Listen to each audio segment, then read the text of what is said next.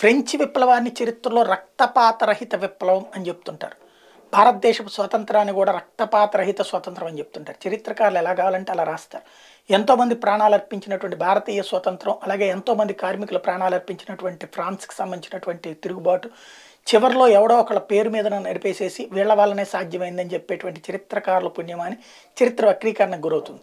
అయితే కాశ్మీర్లో రక్తపాత రహితం అనడానికి వీలేదు. కానీ ఇప్పుడు రక్తపాతం చాలా వరకు తగ్గిందన్నటువంటి విషయాన్ని ఎవరైతే ఫరూక్ అబ్దుల్లా కాశ్మీరీ తీవ్రవాదానికి రాజకీయ మద్దతుదారు, కాశ్మీర్లో ఉన్నటువంటి లష్కరే తోయిబా లాంటి సంస్థలు ఏవైతే జైషే మహమ్మద్ లాంటి సంస్థలు ఒకప్పుడు వేళ్ళూనుకుని పెరిగిపోవడానికి కారణం వీళ్ళ బాబు, ఆ తర్వాత ఈయన, తర్వాత వీళ్ళ కొడుకు, అదే సమయంలో ముఫ్తీ కుటుంబం, వీళ్ళందరూ కలిసి రాజకీయ పార్టీలు తమ ఉనికి కోసం తీవ్రవాద సంస్థలు పెంచి పోషించి దాని పర్యవసానమే కాశ్మీర్లో సుదీర్ఘకాలం పాటు ప్రాణార్పణ సాధారణ ప్రజలు చేయాల్సి వచ్చింది, సైన్యం చేయాల్సి వచ్చింది.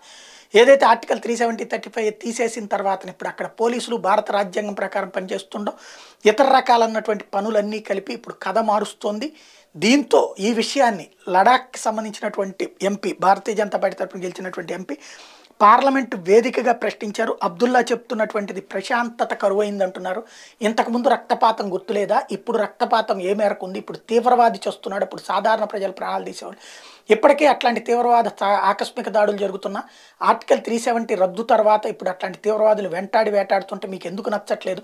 మీకు ఈ దేశం పట్ల ఉన్నటువంటి నిబద్ధత ఏంటి అని నిలదీశారు పార్లమెంటు వేదికగా.